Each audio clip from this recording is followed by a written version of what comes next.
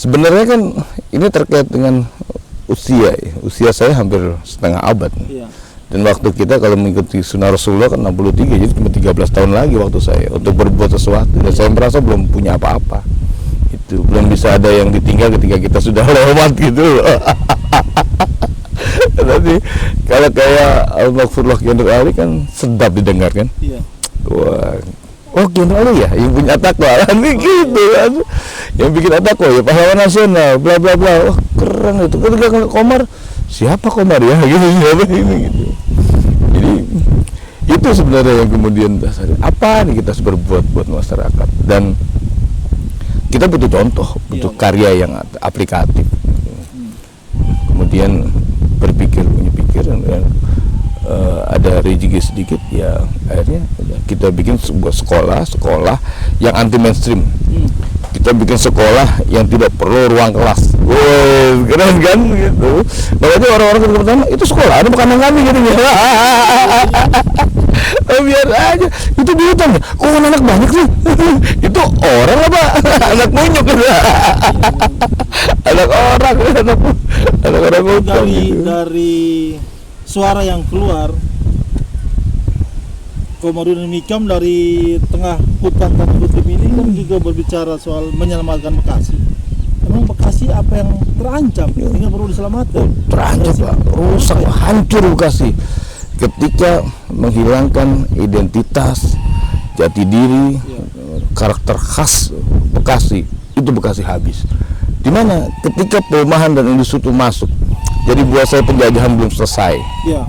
Penjajahan baru sedang berlangsung hari ini ketika sawah-sawah digusur, ketika rawa-rawa dihabisi.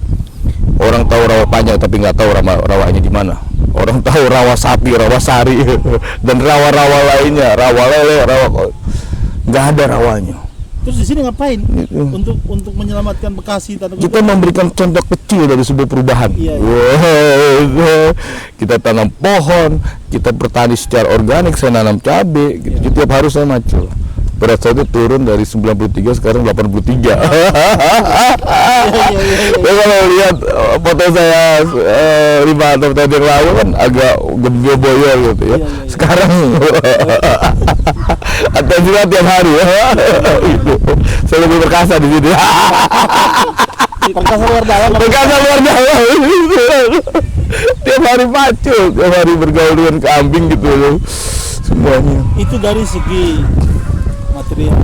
Untuk budaya Bekasi apa yang ente kerjakan di sini? Saya memberikan semangat ke anak-anak kampung yang inferior, yang diwarisi ketidakberdayaan atas lingkungannya dan merasa tidak bangga dengan lingkungannya. Padahal kita tuh subhanallah luar biasa. Alhamdulillah sawah punya ada deh. Sawah ada. Orang kalau mau berenang harus bayar. Berapa duit itu ke Orisan kan 50.000, 80.000 kita harus ngabisin uang itu. Belum makannya, belum dan sebagainya. Di sini gratis Pak, tinggal nyebur di kali. Dapat ikan lagi. Dapat ikan lagi mau kan tinggal ngambil. Itu Pak bi ala irabikum tukaziban. Apalagi yang enggak mengembalikan semangat kepercayaan diri itu yang susah. Orang-orang kampung itu minder. Orang-orang kampung itu nggak percaya bahwa dirinya hebat. Mereka tuh merasa lemah, lesu mulai gitu. Dengan orang tuanya yang cuma petani, cuma tukang kebun. Mereka nggak bangga dengan petani. Padahal dulu pertanian itu kan jati diri orang Bekasi, lumbung pangan nasional. Tapi itu luar biasa. Bisa ekspor ini kan butuh uang yang tidak sedikit. Bagaimana kita bisa? Kita punya Allah Pak. Ini punya Allah gimana tuh? Nah, kita punya Allah, kita berdoa saja sama Allah. Itu kawan-kawan datang ini. Kawan-kawan datang. Itu yang penting. Siapa yang datang sini? Iya, kawan-kawan dekat saya. Usia saya sudah hampir 50 dan kawan-kawan saya di tempat lain itu sudah berhasil semua. Termasuk kami ini ya. Iya, tinggal todong aja, bro. Dulu bantu gue dong. Itu pihak penanya seperti saya. Yang ditanya sekarang. Apa nggak kangen dengan dunia tanya? Kangen sih kangen kan. Kita kan ada media sosial, jadi nggak ketinggalan zaman kita gitu.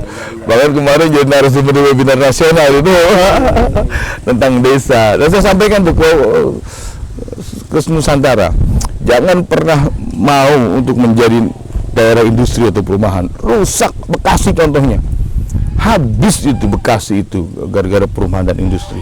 Tapi Habis, itu kan genosida. sudah merupakan keniscayaan zaman. Jadi perumahan dan industri itu kan nggak bisa dihindari. Itu yang salah. Nah, Saya kira itu sesuatu yang harus dilawan.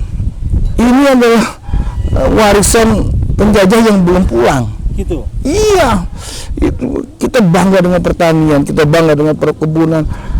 Lah orang di barat, di negara-negara Eropa aja sudah mengembalikan jati dirinya sebagai wilayah pertanian. Mereka kembali menjadi pertanian sebagai prioritas utama.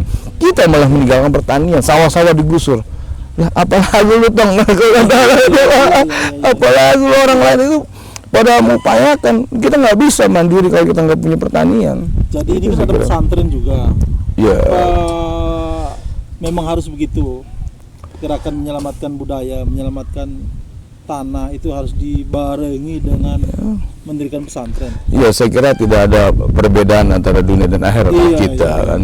Kita pesantren, kemudian pendidikan, mengajar, di situ ada budaya, tradisi, itu ada ini, ada fakta, ada dalil kauli, ada dalil kauni kan, itu seiring sejalan. Alam kan keluar dari anti mainstream kan, maksudnya anti mainstream. Ya. Tapi apa anak-anak itu nggak nuntut macam-macam kayak sekolah-sekolah yang lain? Saya kira orang tuanya tetap menuntut ijazah. Ada ijazah, sembarangan gitu.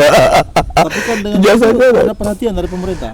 Ya, artinya kita tetap mengikuti tata aturan main yang esensial gitu. Kita hanya teknik mengajar, udah biarkanlah mengajar itu gimana kita. Yang penting kan ketika ujian nasional anak-anak kita berhasil, bisa gitu, dia dapat ijazah. Orang tua hanya berpikir ini sekolah dapat ijazah nggak begitu. Kita buktikan kita dapat sudah 3 tahun. Nggak ngumpet sebenarnya nih ya. Udah. Iya.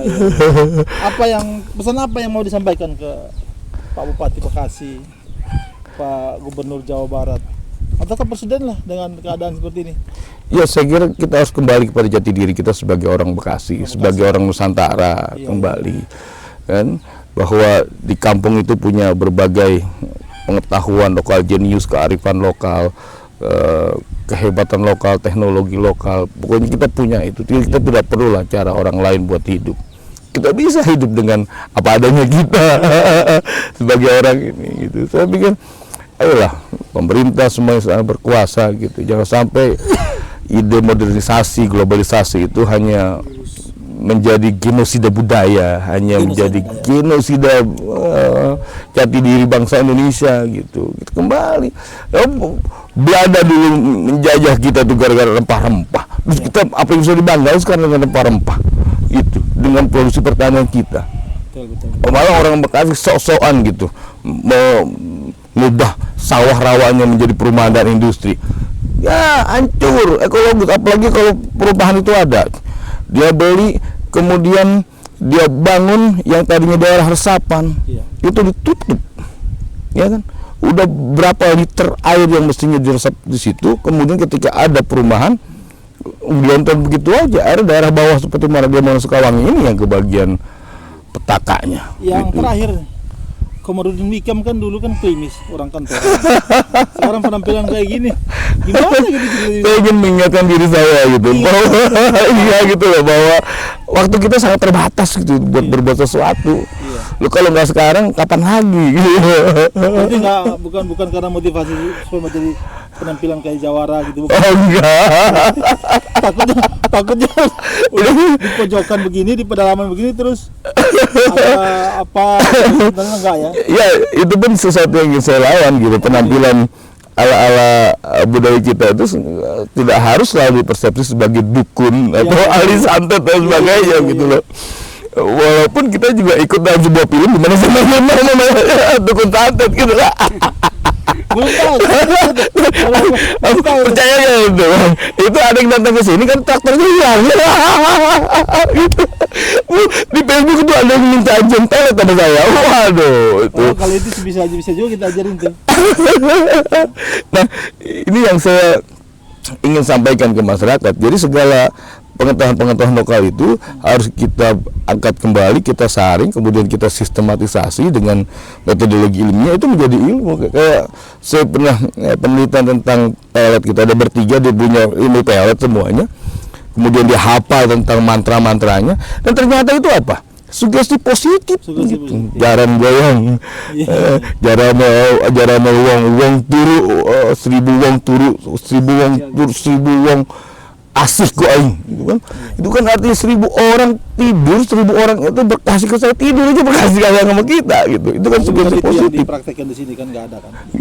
Nggak ada, tapi saya menempatkan gitu. Ini bukan soal mistik, bukan soal spiritual, bukan ini kan sugesti positif. Tapi eksotik aja, anda lihatnya agak eksotik aja gitu. Dulu krimis orang kantoran gitu kan.